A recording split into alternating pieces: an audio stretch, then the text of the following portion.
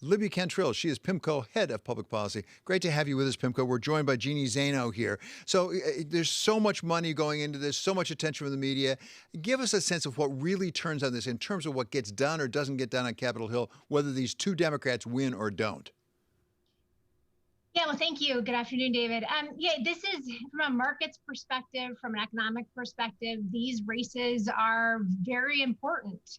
They will, in many ways, determine the trajectory of fiscal policy over at least the next 2 years, particularly as it relates to government spending, more COVID relief, the potential for infrastructure. And then also something that the markets are very focused on are the potential for tax increases. So in some ways, from a markets perspective, from an economic perspective, these two races are turning out to be just incredibly important in terms of Biden's ability to get his agenda advanced.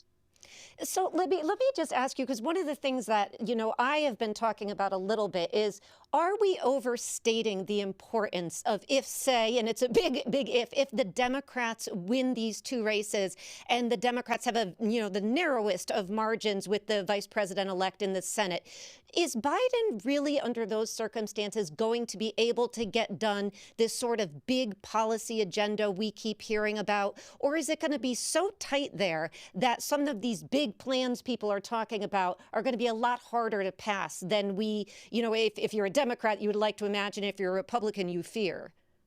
Yeah, that is a great point. It's one that I've underscored with our folks in our investment committee and with our clients, that it is absolutely true that Democrats, if they win these two Senate races, they will control things like floor time, like committee chairmanships. They will be able to, Biden will be able to advance his nominees much more easily.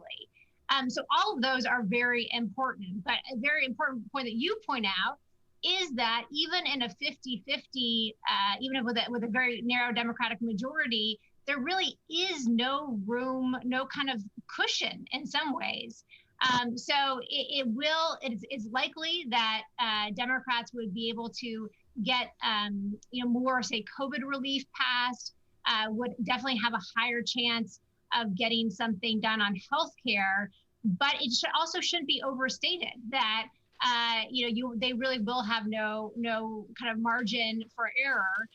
And as a result, even though policy changes will be greater, they will still likely be more incremental than I think what the market is expecting. Well, Libby, I'd be shocked if any of us in the media ever overstated anything. Goodness knows that never happens. But I do want to come back to one thing. We can talk about a majority and having a 51-49 vote or something. There's also a question of what actually makes it to the floor. There may be some initiatives that, frankly, some Republicans would go along with, but Mitch McConnell, as majority leader, just wouldn't let it get at the floor. That could be a difference just in the gatekeeping function, right? Yeah, exactly. I think that's another important point, David, is that just by virtue of the fact that Democrats would be able to control what is voted on means that something that actually does have or could potentially have broader bipartisan support, like an infrastructure bill. Of course, the devil would be in the details, but at least theoretically would have more bipartisan support. Democrats would be able to at least bring that up for a vote. Now, McConnell, if he were to control the floor time, he may be more reluctant to do that. So, yes, this is where these nuances are really important, and the ability to control the agenda, which would come with these two Georgia seats should Democrats win them, is important because it does dictate what gets voted on.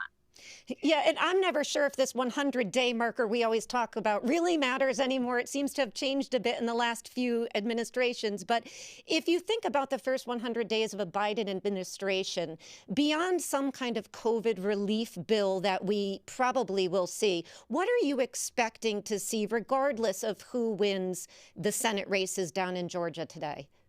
Well, I think I would agree with you. I think it's 100 days is actually probably more like a year in terms of actually be able to get some things done. That's when sort of momentum tends to slow down, and then the focus becomes on the midterm races. So I think any new administration, any new Congress really does have kind of a year to get things sort of significant done.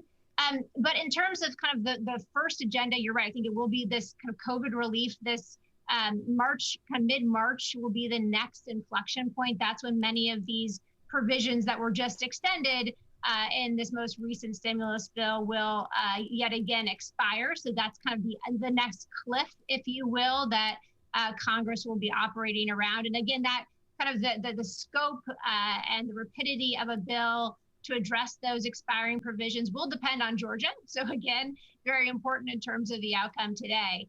And then outside of that, healthcare has obviously been a priority that for Democrats that they've run on. Infrastructure, as we said, probably could get some broad-based bipartisan support. So all of those things will be in the mix. But as of now, this will all come down to these Georgia races. So, again, what happens over the next 24 hours will be very important in terms of the policy trajectory for the next year and next 2 years.